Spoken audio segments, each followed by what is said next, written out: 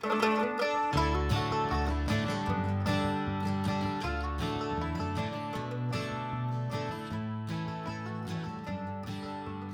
motivates the people in your congregation to give? What is your motivation for giving? Do they give to get, or do they give to live? How might you change their motivation for giving? Welcome to Giving is Living. I ask, how is it that giving is more blessed than receiving? Is it because giving makes us feel better about ourselves? Might it be that we give because someone told us that God is obligated to bless us with more riches, greater status, better health, maybe even a new Land Cruiser? Practically everyone in your congregation has read or heard Acts 20:35, maybe even more than once, that it's more blessed to give than receive. But how can this be true? How is it that it's more blessed to give than receive? Is it because giving warms our heart and makes us feel better about ourselves? Or might it be that we give because we think God is obligated to bless us with more riches, more status, more blessings, better health? This Diving Deeper session is designed to help you study and prepare to preach the sermon, Why is it more blessed to give than receive? But allow me to remind you, this Diving Deeper session provides excellent material for a Sunday school class, or two, or even three. I'm certain there are as many reasons for giving as there are people. For the purposes of this Diving Deeper session, I propose a model, a picture, if you please, that will help you inspire, challenge, and teach your people to attain to the whole measure of the fullness of Christ. So let me start building this model by introducing you to a pair of words, selfish and generous. First, let me graph these two words like this. Next, allow me to describe and define these words. Keep in mind the question is, to what degree might a person be a selfish or generous giver? A selfish person is, well, self-indulgent. Their personal standard of living is their ultimate value, their first and last goal. They love making and spending money, usually on themselves.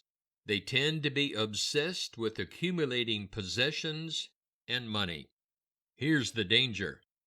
It's exceedingly difficult, if not impossible, for selfish people to give or share their material and financial possessions.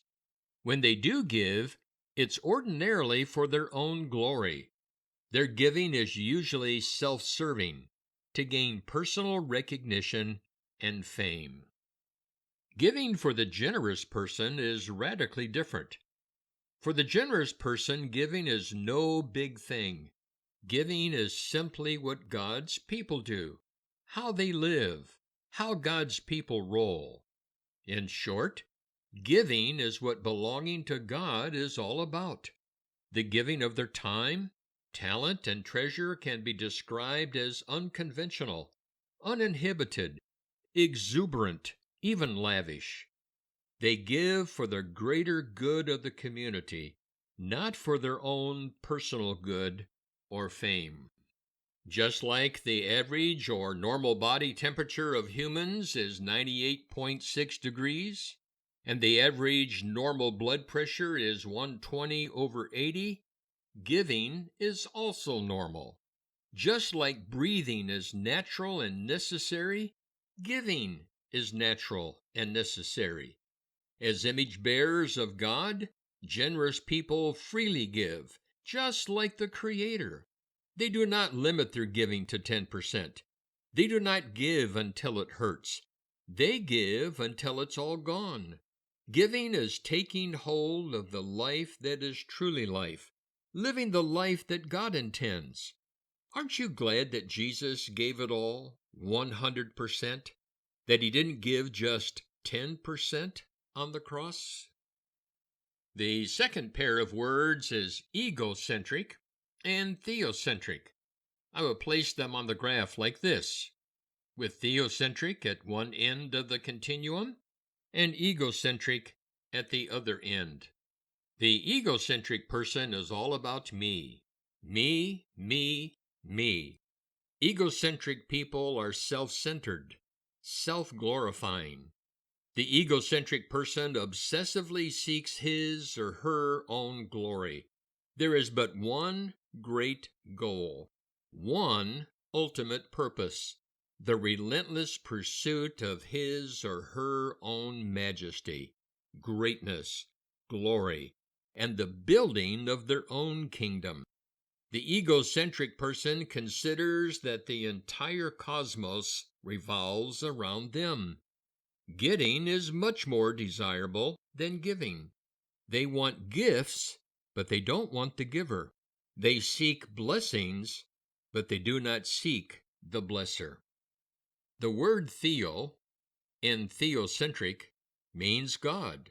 In other words, God is the focus of life, the focus of life for the theocentric person, the ultimate motivation for every thought, word, and deed. The theocentric or God-centered person has one ultimate goal, the passionate and relentless pursuit of God's majesty, God's greatness, and God's glory. Her or his chief end is to fill the earth with the glory of God and the restoration of his creation. Giving is viewed as stewarding, better yet, serving the generosity of God. In this sense, giving is redemptive and restorative. Now, let's place these four words or these two axes together so that we can dive even deeper. Just so that I'm clear, I am talking about people who claim the name of Christ. Let's explore some fascinating dynamics of this graph or this grid. First, what one word comes to your mind when we connect egocentric with selfish? The word that comes to my mind is idolatry. Let me explain.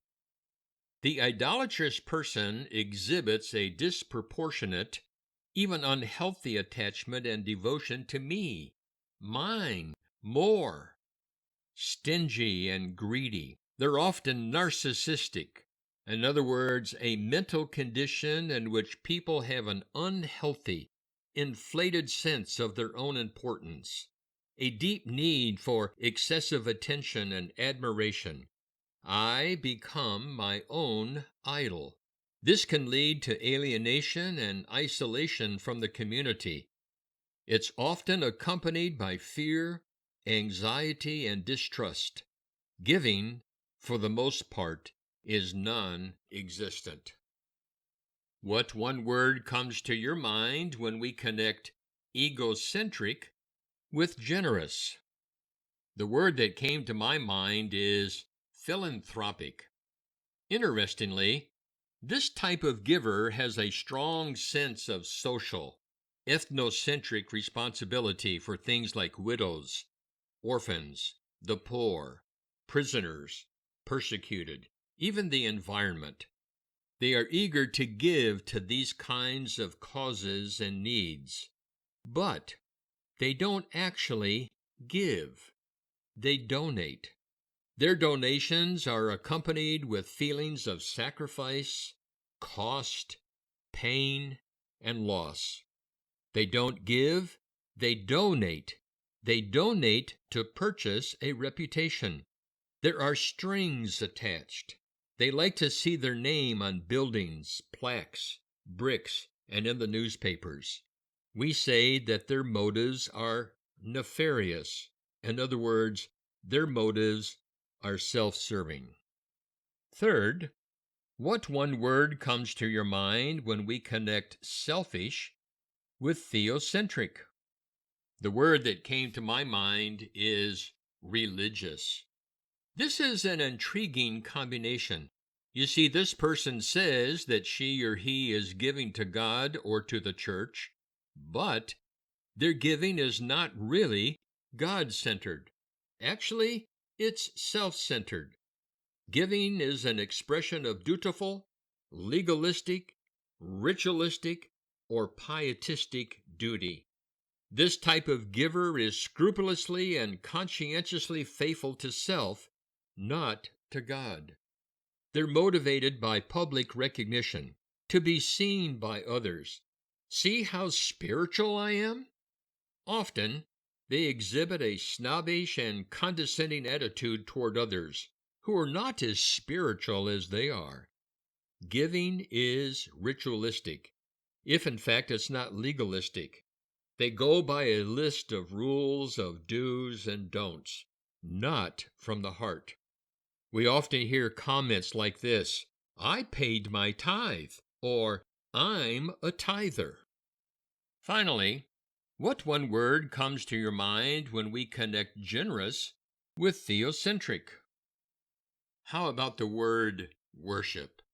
This is an incredibly descriptive word. You see, giving is motivated by what Professor John Piper calls the white-hot worship of the living God. Giving that prompts others to worship in the same way. It's selfless giving. There is no sense of loss or pain or sacrifice. Giving is natural, normal, and necessary. Giving is not a big thing. It's simply what belonging to God is all about. It's crystal clear to them. Giving fills the earth with the glory of God. Giving is accompanied by peace, joy, blessedness, and shalom, deep peace. Giving restores shalom to God's creation. So I encourage you to ponder this little schematic. But I conclude by asking you 3 questions. 1. What are the giving motivations of the people in your congregation? Are they idolatrous givers, devoted to me, mine, and more? Are they philanthropic givers? They donate, but they do not really give. Are they religious givers, very legalistic, ritualistic in their orientation to giving? Or are they worshipful givers, focused on the white-hot worship of God? 2. What do you need to do to change the motivation of your people, to grow, mature, and transform them into worshipful givers? 3. Let me ask very personally, what kind of giver are you? What is your motivation for giving? How might you model the grace of giving to your congregation? It is more blessed to give than receive, because giving fills the earth with the glory of God. Giving causes others to break into the white-hot, passionate worship of the living, loving, and giving God. Giving redeems, restores, renews. So God bless you as you inspire, challenge, and lead your people into worship-filled giving.